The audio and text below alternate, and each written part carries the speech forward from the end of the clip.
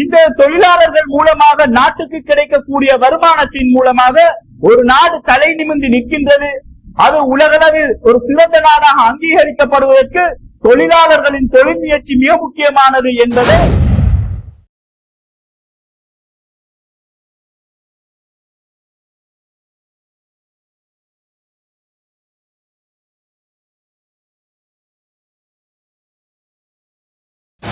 இந்த இஸ்லாம் வழங்கியுள்ள இந்த உரிமைகளை விட உலகத்தில் வேறு எவரும் ஆரம்பத்தில் எழுத்து மூலமாகவோ இஸ்லாம் அதனை ஒரு தத்துவமாக சொல்லிவிட்டு செல்லாமல் அதனை நடைமுறையில் யதார்த்த ரீதியில் நடாத்தி காட்டி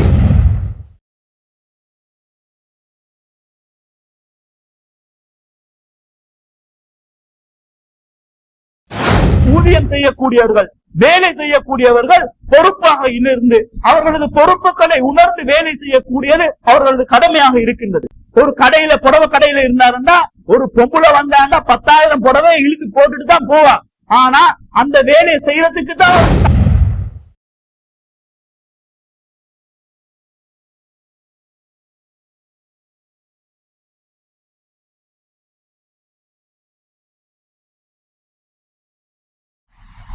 إن الحمد لله نحمده ونستعينه ونستغفره ونعوذ بالله من شرور أنفسنا ومن سيئات أعمالنا من يهده الله فلا مضل له ومن يضلل فلا هادي له وأشهد أن لا إله إلا الله وأشهد أن محمدا عبده ورسوله يا أيها الذين آمنوا اتقوا الله حق تقاته فلا تموتن إلا وأنتم مسلمون وقال أيضا يا أيها الناس اتقوا ربكم الذي خلقكم من نفس واحدة وخلق منها زوجها وبث منهما رجالا كثيرا ونساء واتقوا الله الذي تساءلون به والأرحام إن الله كان عليكم رقيبا وقال أيضا يا أيها الذين آمنوا اتقوا الله وقولوا قولا سديدا يصلح لكم أعمالكم ويغفر لكم ذنوبكم ومن يطع الله ورسوله فقد فاز فوزا عظيما أما بعد فإن أصدق الحديث كتاب الله وخير الهدي هدي محمد النبي صلى الله عليه وسلم وشر الأمور محدثاتها وكل محدثة بدعة وكل بدعة ضلالة وكل ضلالة في النار. எல்லாம் வல்ல அல்லாஹ் தஆலாவை போற்றி புகழ்ந்ததன் பின்னால் கண்மணி நாயகம் ஸல்லல்லாஹு அலைஹி வஸல்லம் அவர்களையும் அன்னாரை பின்பற்றி வாழ்ந்த உத்தம தோழர்கள் மீதும் நல்லோர்கள் மீதும் அல்லாஹ்வின் சாந்தியும் சமாதானமும் என்றென்றும் உண்டாவதாக. பேரன்பிற்கினிய அல்லாஹ்வின் நல்லடியார்களே, இன்றைய ஜும்மாவுடைய தினத்திலே இஸ்லாம் ஒரு தொழிலாளிக்கு வழங்கியுள்ள உரிமைகளும் அந்த தொழிலாளி செய்ய வேண்டிய கடமைகளும் சம்பந்தமாக பார்ப்பது சாலச் சிறந்தது என்று நினைக்கின்றேன். இன்றைய தேதிக்கு, அதாவது மே 2ஆம் திகதி, சர்வதேச ரீதியில் மே 1ஆம் திகதி மே தினம் என்றும் அல்லது தொழிலாளர்கள் தினம் என்றும், தேசிய ரீதியிலும் சர்வதேச ரீதியிலும் எங்களது நாட்டிலும் உலகளாவிய நாடுகளிலும் தொழிலாளர் தினம் என்று ஒரு தினம் கொண்டாடப்படுகின்றது. உண்மையிலேயே இந்த தொழிலாளர் தினம் என்றால் என்ன? இந்த தொழிலாளர் தினம் ஏன் கொண்டாடப்படுகின்றது? இந்த தொழிலாளர் தினம் கொண்டாடப்படுவதற்கு ஏதேனும் பின்புலங்கள் காரணங்கள் இருக்கின்றதா என்பதை நாங்கள் அலசி ஆராய்ந்து பார்த்தால், இஸ்லாம் ஒரு மனிதனுக்கு, ஒரு தொழிலாளிக்கு வழங்கியுள்ள உரிமைகளையும் அவர் பெற வேண்டிய சலுகைகளையும் நாங்கள் ஒரு ஒப்பு நோக்கு அளவில், ஒரு ஒப்பீட்டு அளவில் அறிந்து கொள்வதற்கு இலகுவாக இருக்கும். உண்மையிலேயே இந்த தொழிலாளர் தினம், மே டே என்று சொல்லக்கூடிய அல்லது மே தினம் என்று அழைக்கக்கூடிய, சர்வதேச தொழிலாளர் தினம் என்று அழைக்கக்கூடிய, சர்வதேச உழைப்பாளர்கள் தினம் என்று சொல்லக்கூடிய இந்த மே டே என்று சொல்லக்கூடிய பொதுவான வழக்கில் அழைக்கப்படுகின்ற இந்த மே டே என்பது 1886ஆம் ஆண்டு அமெரிக்காவில் சிகாகோவில் நடந்த ஹை மார்க்கெட் போராட்டத்தில் ஆரம்பமானது. இந்த ஹை மார்க்கெட் போராட்டத்தில் பல்லாயிரக்கணக்கான தொழிலாளர்கள் அவர்களது உரிமைகளை தேடி, அவர்களுக்கான சலுகைகளை கேட்டு அவர்கள் ஒரு போராட்டத்தை நடத்தினார்கள். இந்த போராட்டமானது மிகப்பெரிய ஒரு மாநாடாகவும் ஒரு பேரணியாகவும் அமைந்தது. ஒரு கட்டத்தில் இந்த போராட்டக்காரர்களுக்கு, காவலாளிகளுக்கு, அதாவது போலீசாருக்கு இடையிலே ஒரு மோதல் நிலை ஏற்படுகின்றது. இந்த மோதல் நிலையில் நூற்றுக்கணக்கானவர்கள் கொலை செய்யப்படுகின்றார்கள். நூற்றுக்கணக்கானவர்கள் உயிர் தியாகம் செய்து அவர்கள் அடிபட்டு உதைப்பட்டு இந்த போராட்டத்தை முழு உலகமுமே திரும்பி பார்க்கும் அளவுக்கு ஒரு மிகப்பெரிய ஒரு போராட்டமாக அவர்கள் மாற்றினார்கள். இந்த தினத்திலிருந்து இந்த தினம் அதாவது 1886 ஆண்டு மே மாதம் 1ஆம் தேதி நடைபெற்றதால் அதற்கு பின்னர் நிகழ்ந்த ஒவ்வொரு நிகழ்வுகளும் இந்த மே மாதம் 1ஆம் தேதியே நடைபெற்றது. அதன் பின்னர் 1889 ஆண்டு மே மாதம் 1ஆம் தேதி பாரிஸ் நகரில் நடந்த ஒரு சர்வதேச தொழிலாளர் மாநாடு. இது இரண்டாவது ஒரு மிகப்பெரிய ஒரு மாநாடாக பார்க்கப்படுகின்றது. இந்த மாநாடு உலகத்திலேயே மே தினமாக தொழிலாளர்களுக்குரிய நாளாக சர்வதேச ரீதியாக பிரகடனப்படுத்தப்படுகின்றது. அதற்கு பிறகு உலகில் உள்ள பல்வேறு நாடுகளிலும் இந்த மே தினம் என்பது மே 1ஆம் தேதி உழைப்பாளர்களுக்கான ஒரு தினமாகவும் தொழிலாளர்கள் அவரது தேவையை அறிவிக்கக்கூடிய ஒரு தினமாகவும் சர்வதேச ரீதியில் இது நடாத்தப்படுகின்றது. இலங்கையை பொறுத்தவரையில் 1940 ஆண்டு மே தினம் கொண்டாடப்பட்டது. உண்மையிலேயே இந்த மே தினம் கொண்டாடப்படுவதற்குரிய காரணம் என்னவென்று பார்த்தால் தொழிலாளர்களுடைய உரிமைகளை பாதுகாத்தல், அவர்கள் செய்யக்கூடிய தொழில்களிலும் தொழிலாளர்களுக்கு கிடைக்கக்கூடிய சம்பளம் பற்றியும் அவர்களுக்குரிய தேவைகள் பற்றியும் விழிப்புணர்வை சர்வதேசத்துக்கு அல்லது நாட்டு மக்களுக்கு தொழிலாளர்களுக்கு அறிவிக்க வேண்டிய ஒரு மிக முக்கியமான நோக்கத்தின் காரணமாக இது கொண்டாடப்படுகின்றது என்று சொல்லப்படுகின்றது. அதே போன்று தொழிலாளர்களின் பங்களிப்பு நாட்டிற்கு எந்த அளவுக்கு தேவைப்படுகின்றது, இந்த தொழிலாளர்கள் மூலமாக நாட்டுக்கு கிடைக்கக்கூடிய வருமானத்தின் மூலமாக ஒரு நாடு தலை நிமிர்ந்து நிற்கின்றது, அது உலகளவில் ஒரு சிறந்த நாடாக அங்கீகரிக்கப்படுவதற்கு தொழிலாளர்களின் தொழில் முயற்சி மிக முக்கியமானது என்பதை சர்வதேசத்திற்கும் அல்லது அவங்களது தேசிய ரீதியிலாக நடைபெறக்கூடிய இந்த மேதின கூட்டங்களில் சொல்லப்பட வேண்டும், இது சம்பந்தமாக கலைக்கப்பட வேண்டும் என்ற மிக முக்கியமான ஒரு நோக்கத்தின் காரணமாகத்தான் இந்த மே தினம் கொண்டாடப்படுகின்றது. ஆனால் உண்மையிலேயே இந்த மே தினம் இப்போது இலங்கையில் எப்படி கொண்டாடப்படுகின்றது, சர்வதேச ரீதியை விடுங்க, இலங்கையில இந்த மே தினம் கொண்டாடப்படுவதற்கான மிக முக்கியமான நோக்கம் என்னவென்று சொன்னா, ஒரு அரசியல் கட்சி, அந்த அரசியல் கட்சி தான் முதலாவது இந்த மே தினத்தை ஆர்கனைஸ் பண்ணும். இலங்கையில் இருக்கக்கூடிய மிக முக்கியமான அரசியல் கட்சிகள் இந்த சர்வதேச தொழிலாளர் தினம் என்று சொல்லி அறிவித்து ஒரு மிகப்பெரிய ஒரு கூட்டத்தை நடாத்துவார்கள். இந்த கூட்டத்தில் மக்கள் செல்வாக்கு எங்களுக்கு எவ்வாறு இருக்கின்றது, எங்கள் மேதின கூட்டத்துக்கு எந்த அளவு மக்கள் வந்தார்கள் பார்த்தீர்கள் தானே, அப்ப மக்கள் எல்லாம் எங்களது கட்சியை ஆதரிக்கக்கூடியவர்களாக இருக்கின்றார்கள் என்று சொல்லி உலகுக்கு ஒரு படத்தை காட்டுவதற்காக, ஒரு பிம்பத்தை ஏற்படுத்துவதற்காக இந்த மேதின கூட்டங்கள் நடாத்தப்படுகின்றது. அதே போல அந்த அரசியல் கட்சிகள் என்ன செய்யும், அன்றைய தினத்தில் தொழிலாளர்களது உரிமைகளை பற்றி பேசினார்களோ இல்லையோ, தொழிலாளர்களது பங்களிப்பை பற்றி எடுத்து சொன்னார்களோ இல்லையோ, தொழிலாளர்களை அவர்கள் பாதுகாத்தார்களா அல்லது தொழிலாளர்களை புகழ்ந்து பேசினார்களா என்று பார்த்தால் அது ஒன்றும் கிடையாது. அன்றைய தினத்திலே நாங்கள் ஆட்சிக்கு வந்தால் என்ன செய்வோம் என்பதை அங்கு முழங்கிவிட்டு செல்கிறார்களே தவிர தொழிலாளர்களை பற்றி யாருமே அங்கு கலைப்பது கிடையாது அல்லது அரிது. பேசினாலும் கொஞ்சோடு பேசுவாங்க, ஆனா பேசப்பட வேண்டிய விடயங்கள் அங்கே பேசப்படுவதில்லை.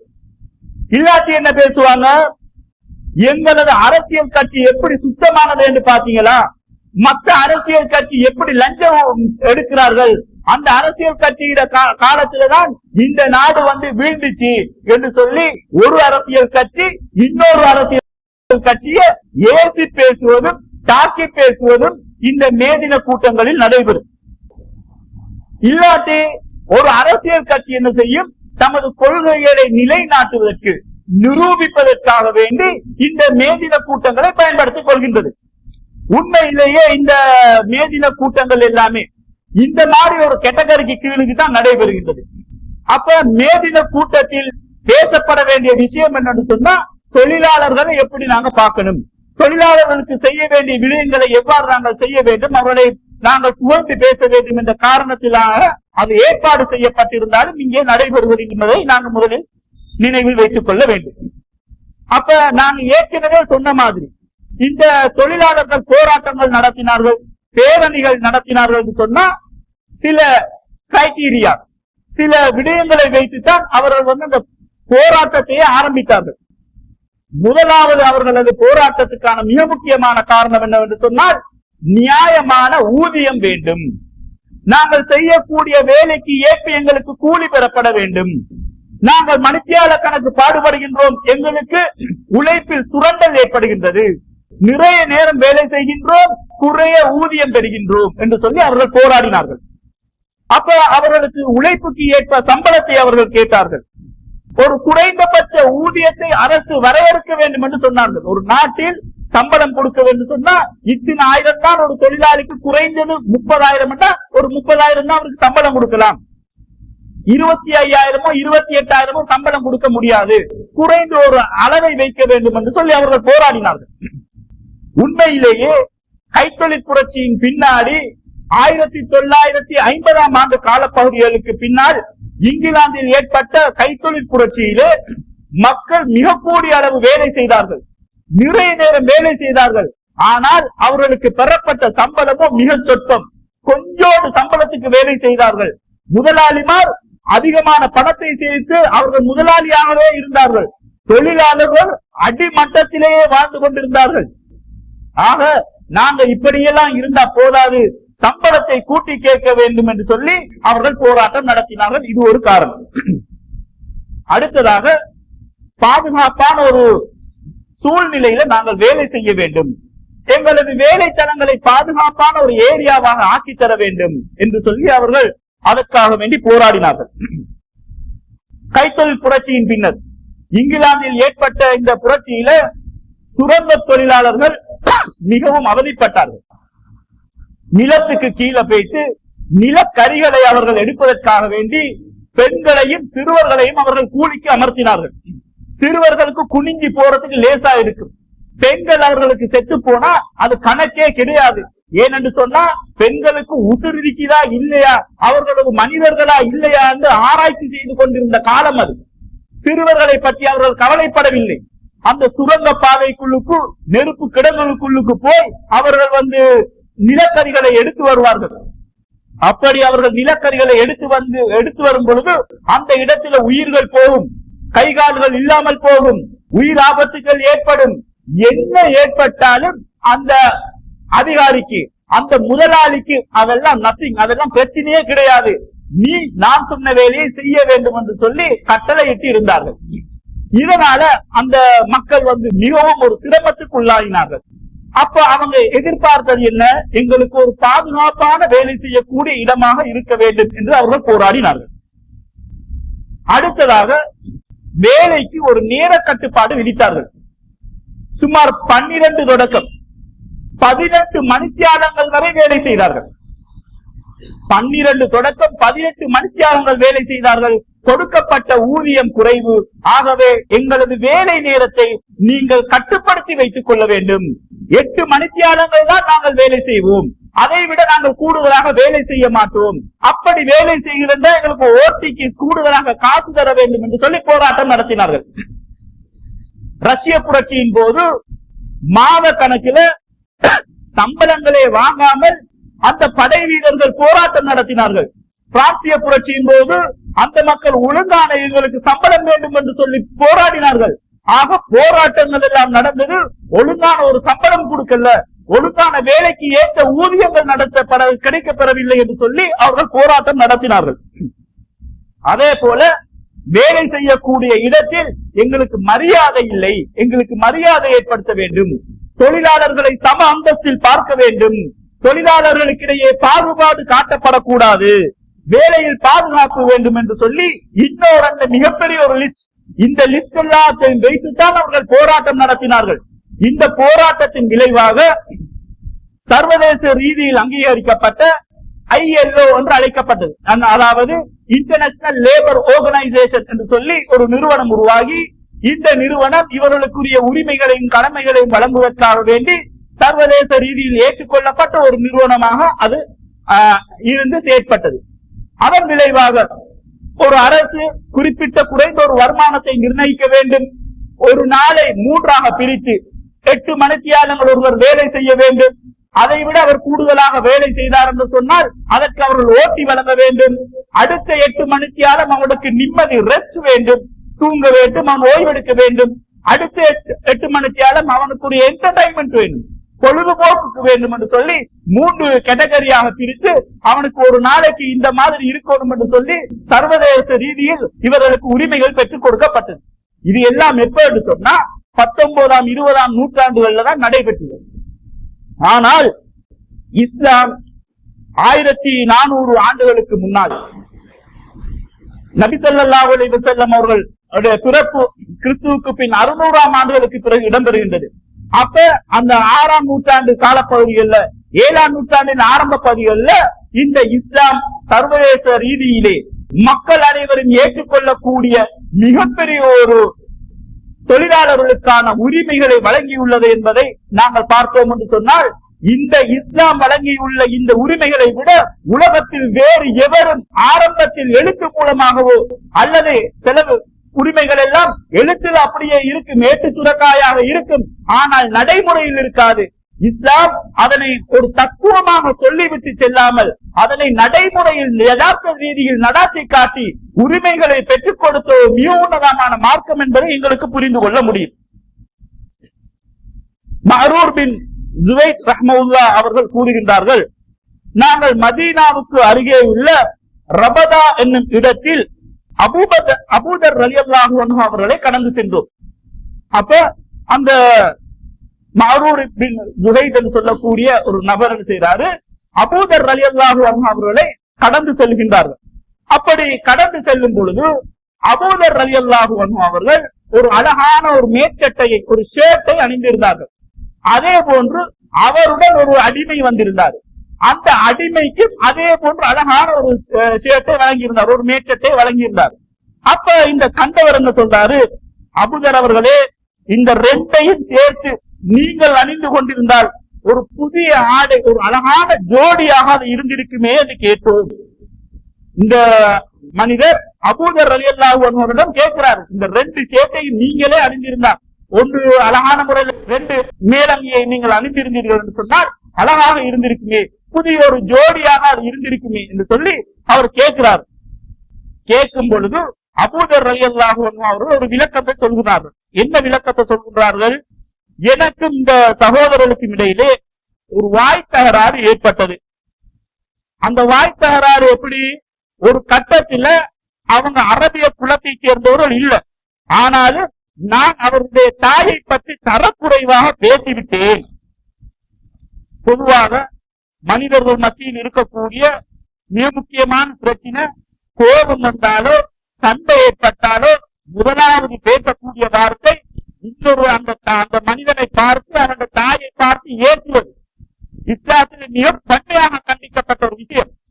உடனே அந்த மனிதர் என்ன செய்யறாரு, நபி ஸல்லல்லாஹு அலைஹி வஸல்லம் அவர்கள் போய் முறையிட்டார்.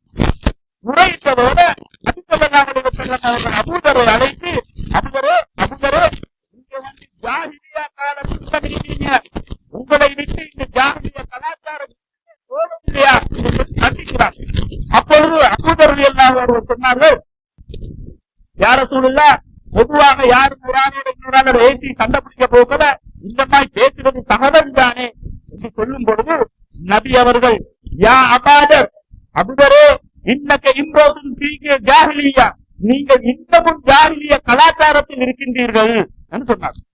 சொல்லிவிட்டு சொன்னார்கள், ஹும் இஹ்வானுக்கும், அவர் உங்களது சகோதரர்கள், ஜஅலஹுமுல்லாஹு தஹ்த ஐதீக்கும், அல்லாஹ் அவர்களை உங்களுக்கு கீழ் வேலை செய்வதற்காக உங்களது கைகளில் அவரை பொறுப்பாக ஆக்கி இருக்கின்றார்கள் என்று நபி ஸல்லல்லாஹு அலைஹி வஸல்லம் கூறிவிட்டு, ஃபஅத்மஅஹும் மிம்மா தஅகுலூன், நீங்கள் உண்பதிலிருந்து அவர்களுக்கு உணவளியுங்கள், ஃபல்பிசூஹும் மிம்மா தல்பிசூன், நீங்கள் அணிவதிலிருந்து அவர்களுக்கு ஆடையை கொடுங்கள், வலா துகல்லிஃபுஹும் மா யக்லிபுஹும் ஃபஇன் கலப்தமுஹும், அவர்களுடைய சக்திக்கு மீறின ஒரு வேலையை நீங்க அவங்களுக்கு கொடுத்துட வேண்டாம், அப்படி கொடுத்தால் அவர்களுடன் நீங்களும் சேர்ந்து ஒத்துழைப்பு வழங்குங்கள் என்று சொன்ன ஹதீஸ் முஸ்லிமிலே 3417வது ஹதீஸாக பதிவு செய்யப்பட்டுள்ளது.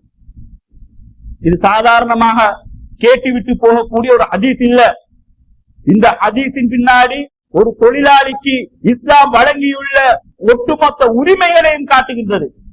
முதலாளிக்கு எதிராக இன்னொரு நபருக்கிட்ட, அதாவது ஜனாதிபதி என்று வைத்துக் கொள்ளுங்கள், நபி ஸல்லல்லாஹு அலைஹி வஸல்லம் அவர்களை ஒரு நீதிபதியாக வைத்துக் கொள்ளுங்கள். அப்ப ஒரு நீதிபதியிடமோ ஒரு ஜனாதிபதியிடமோ போய் ஒரு முதலாளிக்கு எதிராக தொழிலாளி முறையிடுவதற்குரிய முதலாவது அந்தஸ்தை இஸ்லாம் வழங்கியுள்ளது. இப்படி ஒரு சலுகையை, இப்படி ஒரு உரிமையை வேறெந்த சமயங்களிலும் வேறெந்த கொள்கைகளிலும் கோட்பாடுகளிலும் நேரடியாக முறையீடு செய்யக்கூடிய ஒரு விடயத்தை எங்களால் காண முடியாது. அப்ப முறையீடு செய்தது மாத்திரம் இல்லாம நபி ஸல்லல்லாஹு அலைஹி வஸல்லம் அவர்கள் விசாரிக்கும் பொழுது நபி அவர்கள் அந்த முதலாளியை கண்டித்தாரு, அபூதர் ரலியல்லாஹு அன்ஹு அவர்களை கண்டித்தாரு. கண்டித்து விட்டு சொன்ன விடயத்தை அபூதர் ரலியல்லாஹு அன்ஹு அப்படியே கேட்டு விட்டு போகாமல் இந்த உலகத்தின் நிலைநாட்டிய ஒரு மனிதராக அவர் அணிந்த அந்த ஆடையை அதே போன்று அந்த அடிமைக்கும் அணிந்து அழகு பார்த்த ஒரு மார்க்கமாக, செயலில் செயற்பாடு ரீதியாக செய்து காட்டின ஒரு மார்க்கமாக இஸ்லாம் இருக்கின்றது. அன்பார்ந்த சகோதரர்களே, இந்த தொழிலாளர்களுக்கு வழங்கக்கூடிய இஸ்லாம் வழங்கியுள்ள அதிகமான நன்மைகளை தொடர்ச்சியாக பார்ப்போம் என்று சொன்னார். நபி ஸல்லல்லாஹு அலைஹி வஸல்லம் அவர்கள் கூறினார்கள், உங்களில் ஒருவருடைய பணியாளர் வெப்பத்தையும் புகையையும் தாங்கிக் கொண்டு ஒரு உணவை சமைத்துக் கொண்டு வந்தால் அவரையும் அமரச் செய்து அவர் உண்ணட்டும். உணவு குறைவாக இருந்தால் அதில் ஓரிரு கவனங்களையாவது அவர் கொடுக்கட்டும் என்று சொல்லக்கூடிய ஹதீஸ் முஸ்லிமிலே 3421வது ஹதீஸாக பதியப்பட்டுள்ளது. அப்ப ஒரு பணியாளன், ஒரு பேக்கரியில வேலை செய்யக்கூடியவன், வீட்டில் வேலை செய்யக்கூடிய கோக்கினானா அல்லது வேலை செய்யக்கூடிய ஆயா ஏதாவது ஒன்று சமைத்துக் கொண்டு வந்தால் அந்த சமைத்த உணவிலிருந்து அவருக்கும் கொடுக்க வேண்டும்.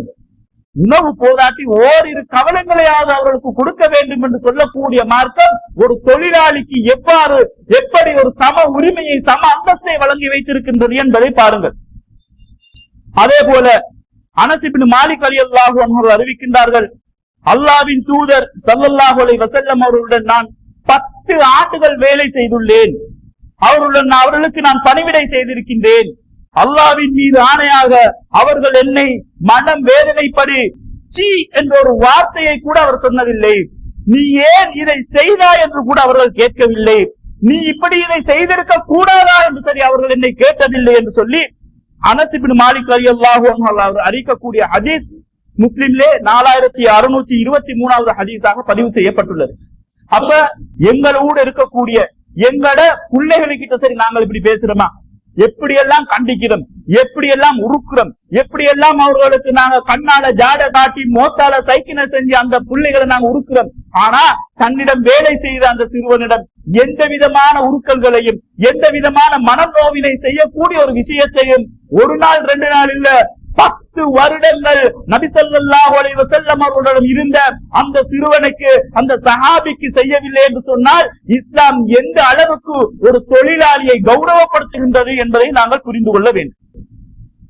நபி ஸல்லல்லாஹு அலைஹி வஸல்லம் அவர்கள் கூறுகின்றார்கள், 3 வகையான மனிதர்களுடன் நான் மறுமையில் வாதாடுவேன். நபி அவங்க பின்னால நபி அவங்க வாதாடுவாங்க. இந்த 3 வகையான மனிதர்களுக்கு எதிராக நபி அவர்கள் போராடுவார்கள். என்ன காரணம் என்று கேட்டா, என் பெயரில், அதாவது அல்லாஹ்வின் பெயரில் வாக்குறுதி கொடுத்துவிட்டு அதை நிறைவேற்றாதவனுடன் நான் போராடுவேன். 2வது, சுதந்திரமான ஒரு மனிதனை விற்கும்படி செய்து அவனுடைய விலையை விழுங்கியவனை பற்றி நான் போராடுவேன். 3வது விஷயம், ஒரு தொழிலாளியை வேலைக்கு வைத்து அவனிடமிருந்து முழுமையாக வேலையை வாங்கிவிட்டு அவனுடைய கூலியை வழங்காதவனுக்கு எதிராக போராடுவேன் என்று சொல்லக்கூடிய ஹதீஸ் புகாரியிலே 2227வது ஹதீஸாக பதிவு செய்யப்பட்டுள்ளது. ஆக ஒரு தொழிலாளி கிட்ட வேலையை வாங்கிட்டு அவனை ஏமாத்தி நாங்கள் அனுப்பக்கூடிய மனிதர்களாக இருந்தா எங்களுக்கு எதிராக போராடக்கூடியவர்களாக நபிகள் நாயகம் ஸல்லல்லாஹு அலைஹி வஸல்லம் அவர்கள் நாளை மறுமை நாளில் இருப்பார்கள் என்பதை நாங்கள் புரிந்து கொள்ள வேண்டும். இப்படி ஒரு தொழிலாளிக்கு வழங்கியுள்ள இந்த உரிமைகள் வேறு எந்த ஒரு சித்தாந்தங்களிலும் காண முடியாது. கார்ல் மார்க்ஸ் வந்தாரு, தொழிலாளர்களுக்கு சார்பாகவும் முதலாளித்துவத்துக்கு எதிராகவும் போராட வேண்டும் என்று சொல்லி எல்லாம் பேசிக்கொண்டார்கள். ஆனால் நடைமுறை சிக்கல்கள் அவர்களுக்கு ஏற்பட்டது.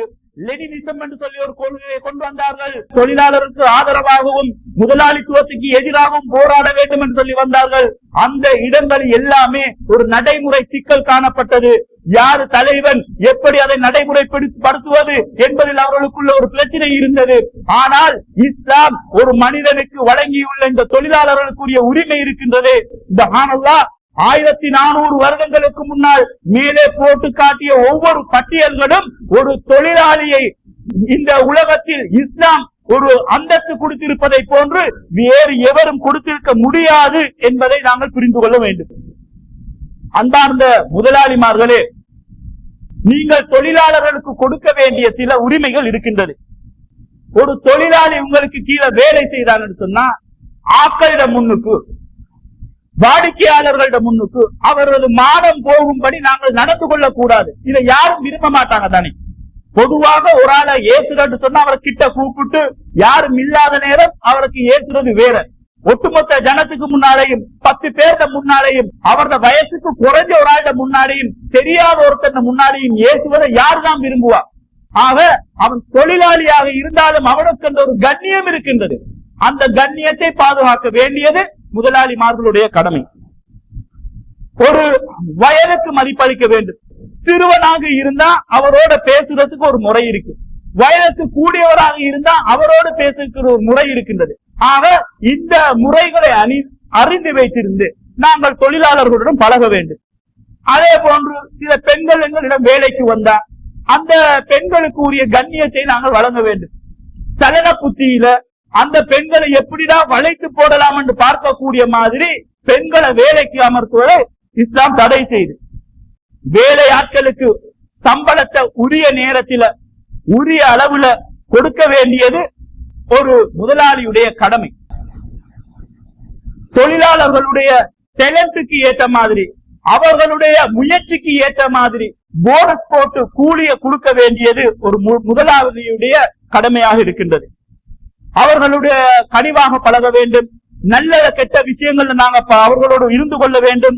வேலை பார்த்து கொண்டே படிக்க போகின்ற ஒரு பிள்ளையாக இருந்தா அவர்களுக்கு அந்த உரிமைகளை எல்லாம் வழங்க வேண்டியது ஒரு முதலாளியுடைய கடமையாக இருக்கின்றது.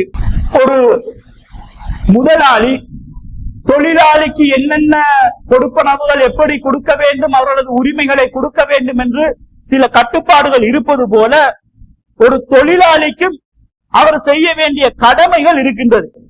அந்த கடமைகளை இழந்து அவர் இருக்க முடியாது. ஏனென்று சொன்னா, எடுக்கக்கூடிய சலுகை எல்லாத்தையும் எடுத்துட்டு அவங்க மற்றவர்களுக்கு வேலை செய்யக்கூடியவர்களுக்கு அநியாயம் செய்வதை ஒருபோதும் இஸ்லாம் விரும்பாது. முதலாளி ஒரு ஆளுக்கு விரும்பி அல்லது அவரை நம்பி ஒப்படைக்கக்கூடிய வேலைய ஒரு கேஷியர்ல வச்சாருன்னு சொன்னா, அந்த கேஷியர்ல இருக்கக்கூடியவரு அந்த பணத்தை களவெடுக்கிறது எவ்வளவு பெரிய ஒரு துரோகம்.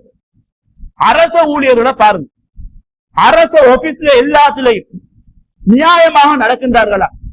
யாழ்ப்பாணத்துல இருந்து கொழும்புக்கு வருவாரு, ஒரு பஸ்ல ஏறி ஏசி பஸ்ல ஏறி இங்க போறா கிட்டத்தட்ட 8-6 மணித்தியாலங்கள் செலவழித்து 8-10,000 காசை செலவழித்து இங்க ஆபீஸ்ல ஒரு டிரான்ஸ்பர் விஷயத்துக்கு நின்றா அந்த அதிகாரி வரல என்று சொல்லி லேசா 2 வார்த்தையை சொல்லி திருப்பி அனுப்பக்கூடிய ஒரு நிலைமையை நாங்க பாக்குறோமா இல்லையா?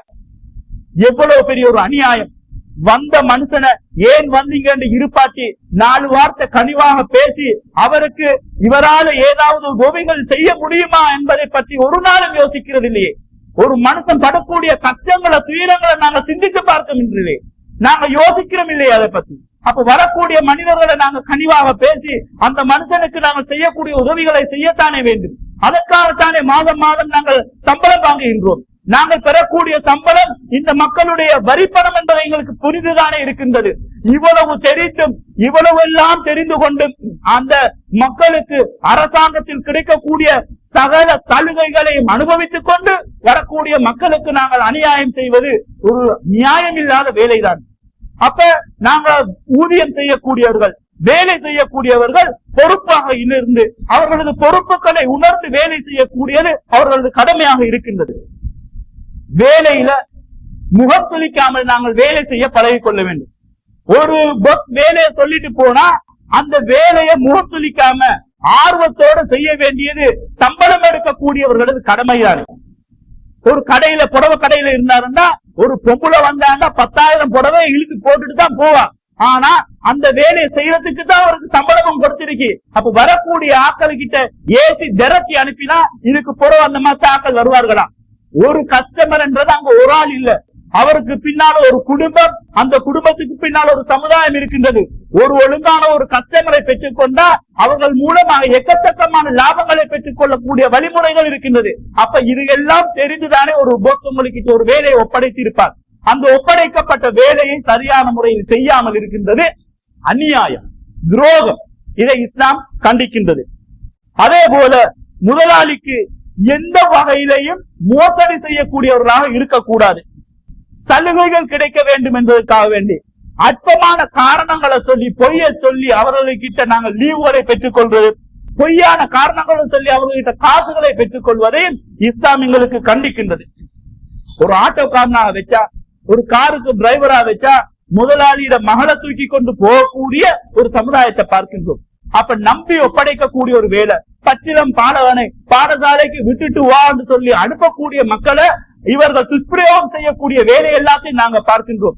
இது எல்லாம் இஸ்லாம் நமக்கு கண்டித்த ஒரு விஷயம். நபிகள் நாயகம் ஸல்லல்லாஹு அலைஹி வஸல்லம் அவர்கள் நம்பியவரை மோசடி செய்யக்கூடாது என்று கூறியுள்ளார்கள்.